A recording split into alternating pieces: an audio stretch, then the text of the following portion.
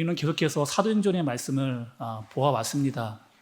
그런데 오늘 어린이 주일이기도 이렇게 하고, 또 우리 찬양대 오늘 찬양팀 보니까 우리 초등부 청소년부들이 앞에서 이렇게 찬양하는 모습을 보니까 너무 참 진짜 아름답고 감사하고 행복하다, 이런 마음이 들기도 합니다.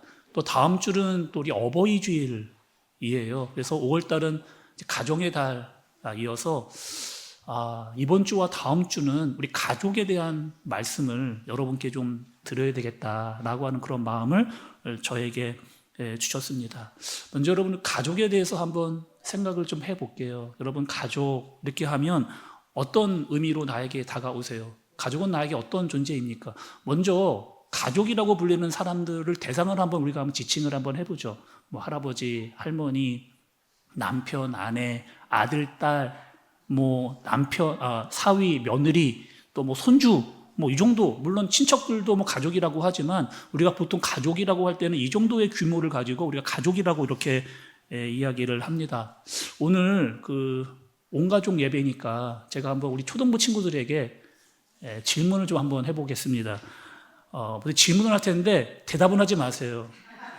여러분들 대답 제가 다 알고 있으니까 대답은 하지 않아도 됩니다. 잘 한번 생각을 해보세요. 우리 초등부 친구들에게 한번 제가 물어보겠습니다. 우리 집에서 나를 제일 사랑해주는 사람 있죠? 있습니다. 엄마일 수도 있고, 아빠일 수도 있고, 형일 수도 있고, 언니일 수도 있고, 동생일 수도 있고, 누나일 수도 있고, 할아버지, 할머니일 수도 있습니다. 딱 한 명만 고르지 않아도 돼요. 나를 사랑해주는 분들이 우리 가족이라고 하는 사실을 우리 초등부 아이들도 다 알고 있습니다.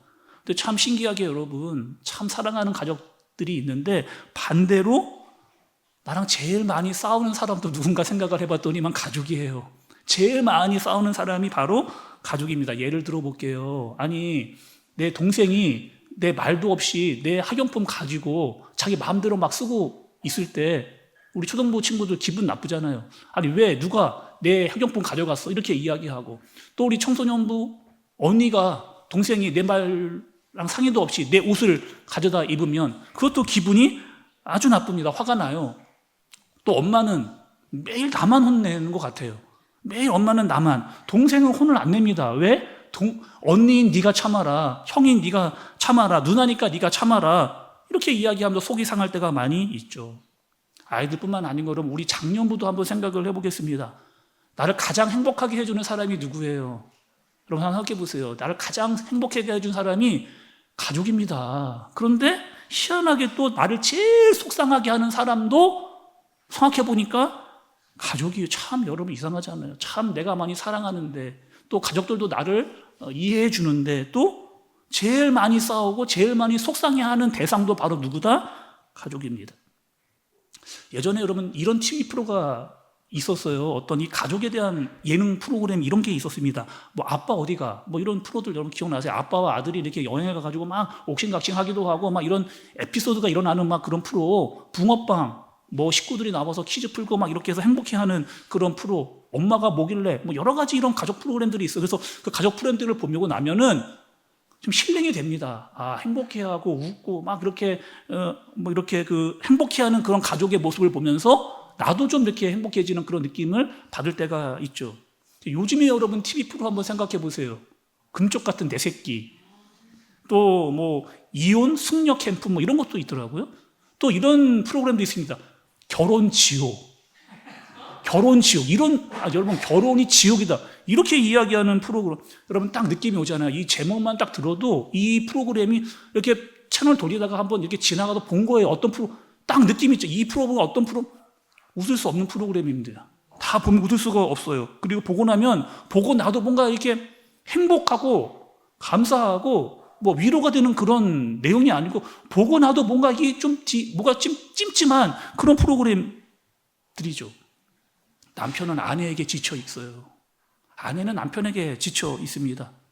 엄마 아빠는 늘 아이들과 실랑이를 하고, 또 아이들도 엄마 아빠에 대한 불만을 막 풀어보니까 막 욕하고 막 엄마 아빠를 막 밀치고 막 때리는 이런 참 마음 아픈 그런 프로그램들, 여러분 한번 생각해 보세요. 우리가 사랑해서 결혼했는데, 사랑해서 또 아이들을 낳았는데, 왜 이렇게 우리는 가족 안에서 행복하고 감사해야 되는데 힘든 일이 더 많을까요?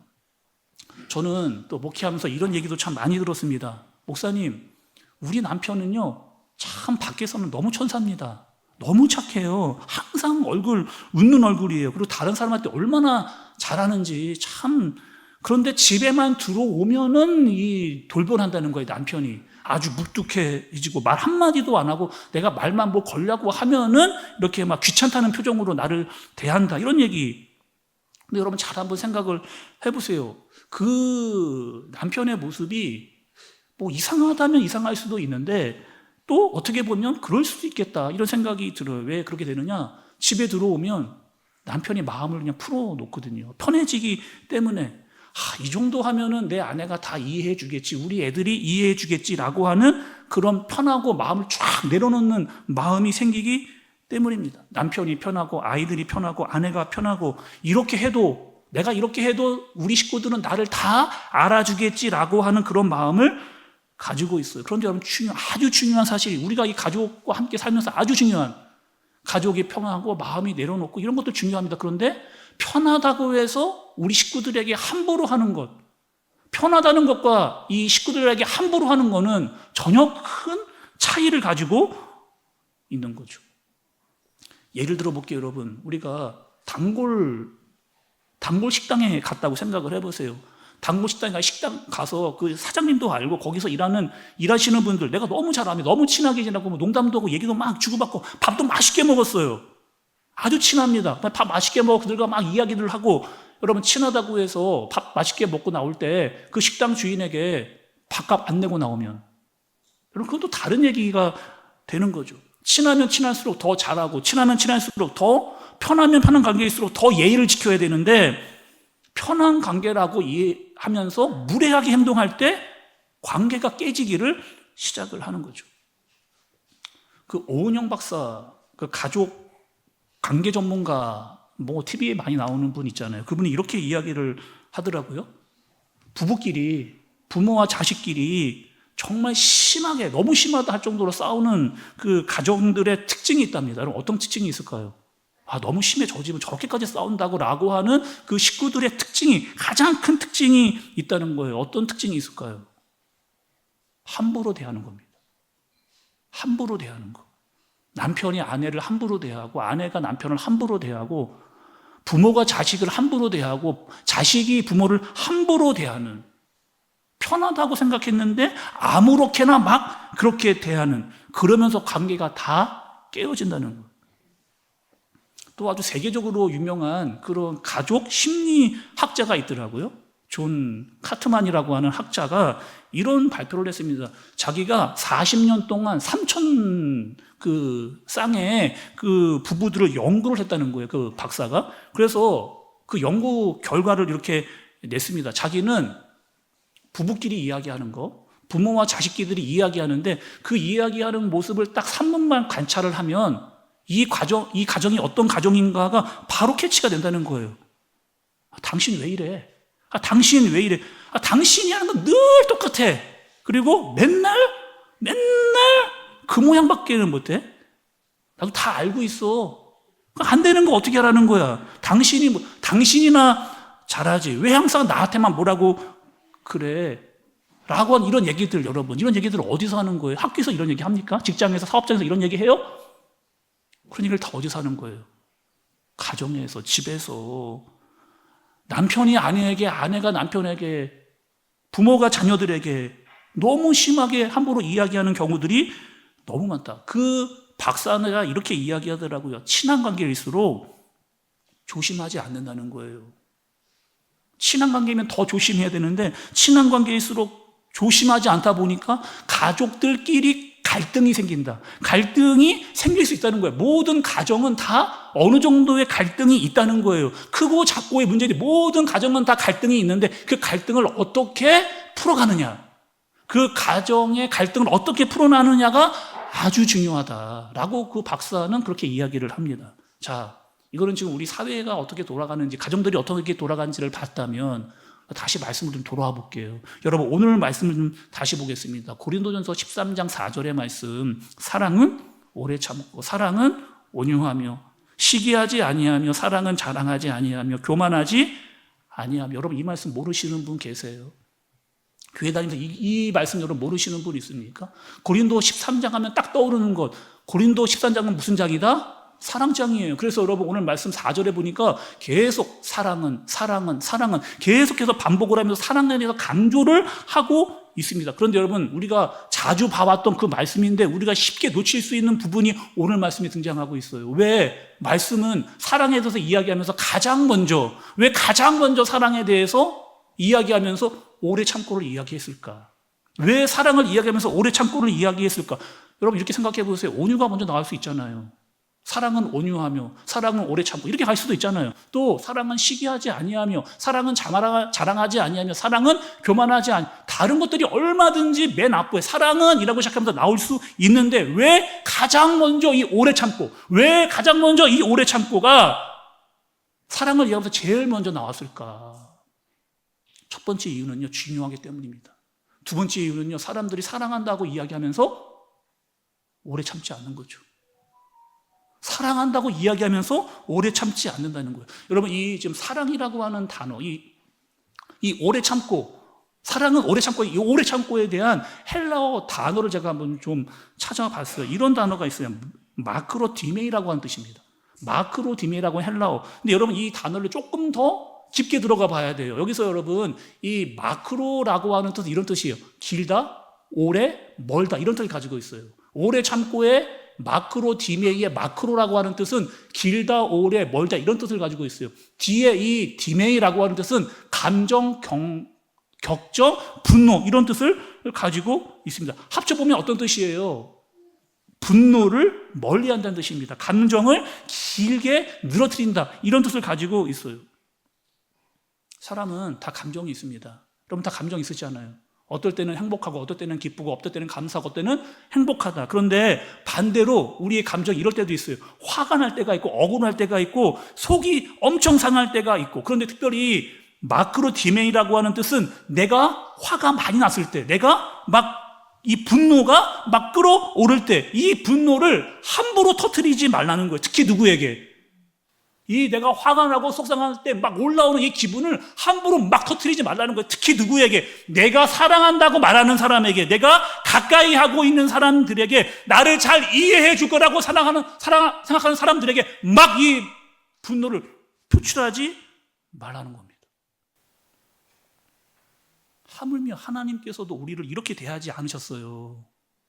하물며 하나님도 우리에게 이렇게 대하시지를 않았다니까요. 로마서 5장 8절에 보면, 로마서 5장 8절, 여러분 같이 한번 읽어보겠습니다. 로마서 5장 8절의 말씀, 시작. 우리가 아직 죄인 되었을 때에 그리스도께서 우리를 위하여 죽으심으로 하나님께서 우리에 대한 자기의 사랑을 확증하셨느니라. 우리가 아직 죄인 되었을 때에 그리스도께서 우리를 위하여 죽으심으로 하나님께서 우리에 대한 자기의 사랑을 확증하셨느니라. 하나님이 사랑하셨답니다. 언제부터 사랑하셨다는 거예요? 우리가 뭔가를 되게 잘했나 보다. 하나님 앞에 뭔가를 되게 잘했나 봐. 내가 하나님께 이쁨 받을 만한 짓을 했나 보다. 어떤 행동을 했나 보다. 우리는 그럴 때 여러분 사랑한다고 이야기하고 고맙다고 이야기를 많이 하잖아요. 내가 새롭게 되고 뭔가 달라졌기 때문에 하나님께서 나를 사랑하시는가 보다라고 생각하기 쉬운데, 말씀은 뭐라고 이야기하느냐? 우리가 아직 죄인 되었을 때, 내가 하나님을 제대로 믿지 않고 있을 그때도, 내가 하나님의 등을 돌리며 살았던 그때도, 하나님을 멀리하고 내 마음대로 살았을 그때도 하나님은 우리를 여전히 사랑하면서 기다리고 계시고 참고 계시는, 야, 너 그것밖에 못하냐? 야, 너는 왜 꼭 그러냐? 이 도대체 몇 번째야? 라고 하나님은 그렇게 이야기하시지 않으시고, 하나님은 그 하나님의 사랑을 어떻게 표현해 주셨느냐? 자기의 아들을, 독생자이신 예수님을 이 땅에 보내시는 것으로, 예수님이 십자가에 달리시는 거예요. 근데 십자가에 달리셨는데 십자가에서 내려오질 않습니다. 끝까지 그 십자가에서 참고 오래 참는. 왜 참는 거예요? 우리를 위해서, 우리를 너무 사랑하기 때문에.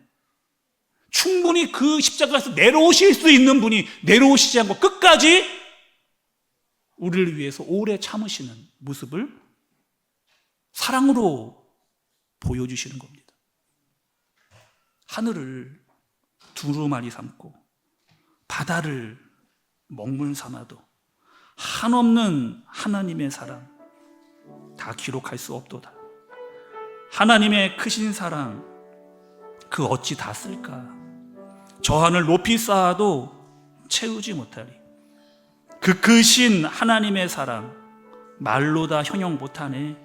저 높고 높은 별을 넘어 이 낮고 낮은 땅 위에 죄범한 영혼 구하려 그 아들 보내사 화목제로 삼으시고 죄 용서하셨네. 하나님 크신 사랑은 측량 다 못하며 영원히 변치 않는 사랑, 성도여 찬양하세요. 하늘을 두루마리 삼고 바다를 먹물 삼아도 한없는 하나님의 사랑 다 기록할 수 없겠네.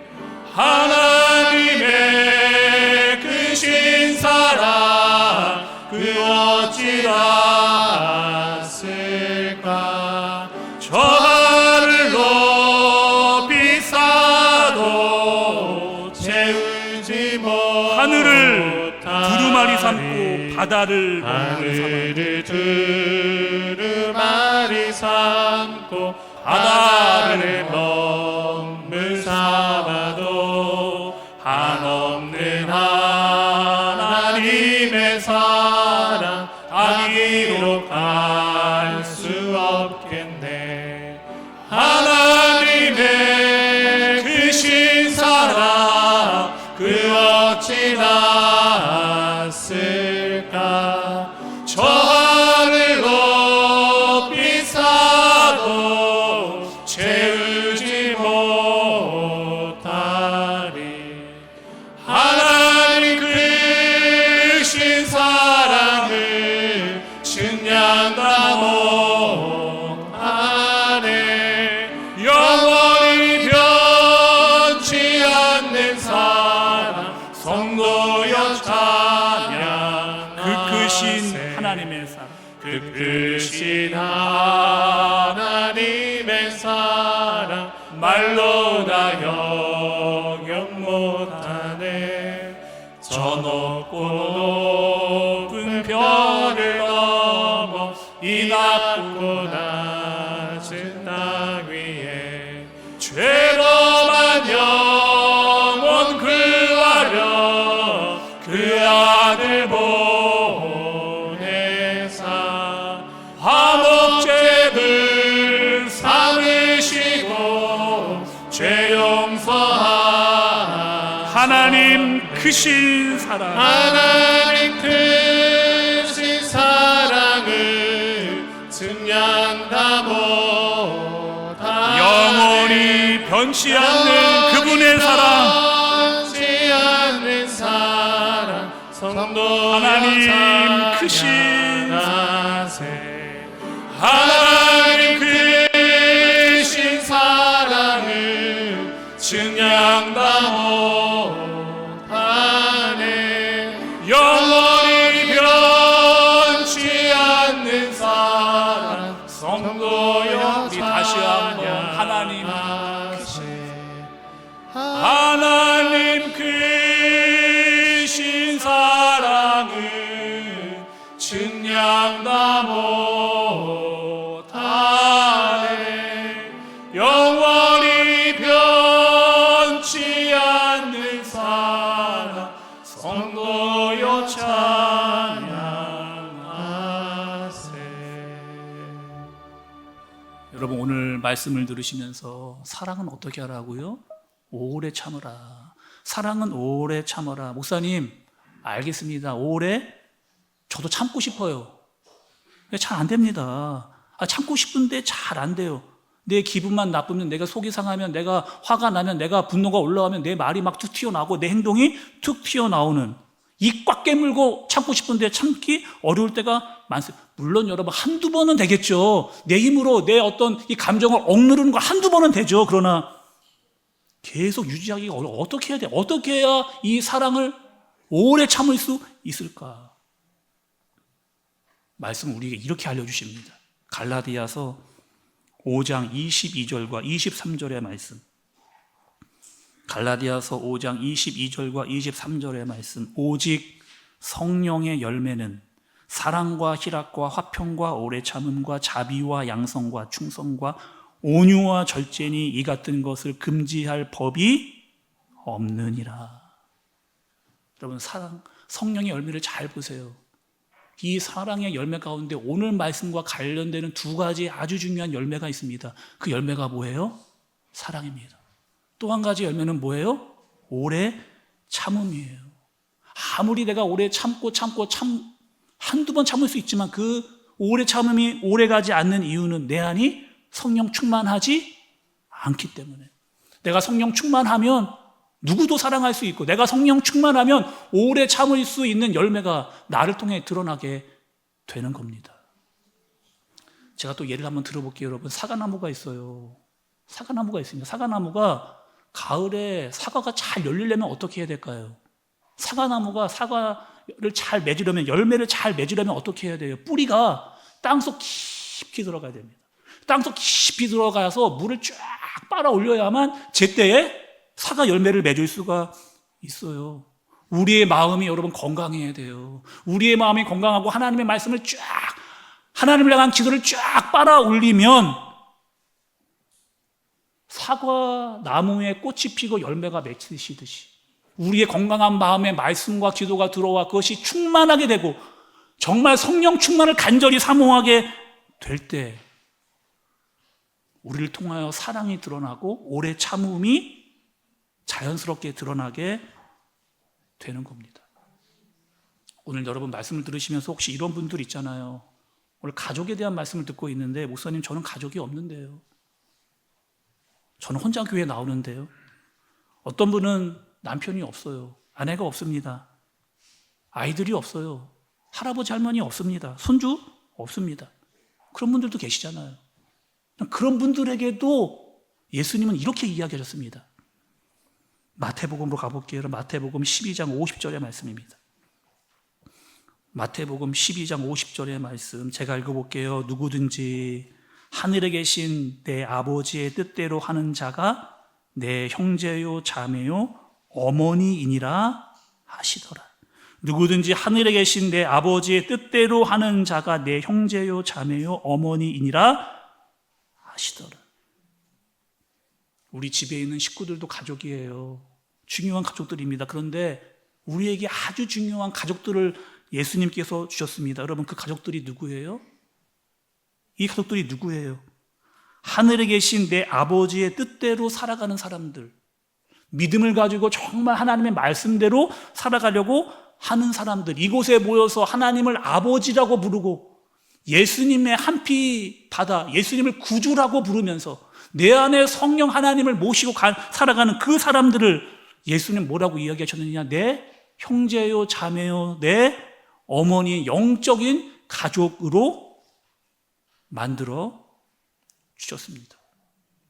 오늘 여러분 예배를 드리시면서 또 말씀을 들으시면서 혹시 여러분 떠오르는 분, 내가 더 참아줘야 됐었는데, 내가 조금 더 기도해주고 더 기다려줬어야 되는데, 여러분 한 분 떠오르시는 분 여러분 한 분이라도 계세요?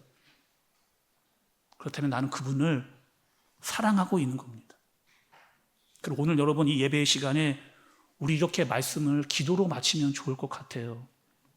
우리 부부끼리 앉아있는 분들 계시죠? 여러분 부부끼리 앉아있는 분들 오랜만에 우리 남편의 손, 아내의 손 한번 잡아보겠습니다.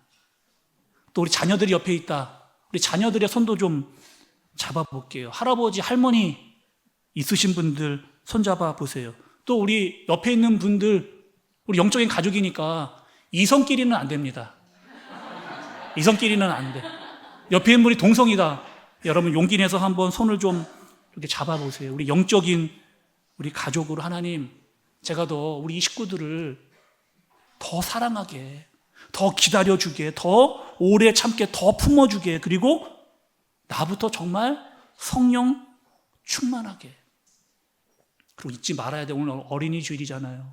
우리의 자녀들, 우리 교회에서 키우고 있는 우리 영적인 우리 자녀들, 하나님 앞에서 정말 잘 자라나게, 하나님의 사랑을 많이 받고 가정 안에서 사랑받고 교회에서 사랑받고 자랄 수 있는 우리 자녀들, 우리 교회 학교 아이들 되게 하여 주옵소서. 우리 시간 여러분, 우리 다 함께, 우리 손잡을 수 있는 분들은 다 손을 잡고 우리 하나님 더 사랑하게 해주세요. 하나님 더 성령 충만하게 해주세요. 더 품고 기다리고 더 이해하는 우리 영적인 가족과 가정들 되게 해주세요. 우리 함께 마음을 모아서 우리 시간, 우리 기도로 말씀을 마치도록 하겠습니다. 우리 기도합니다.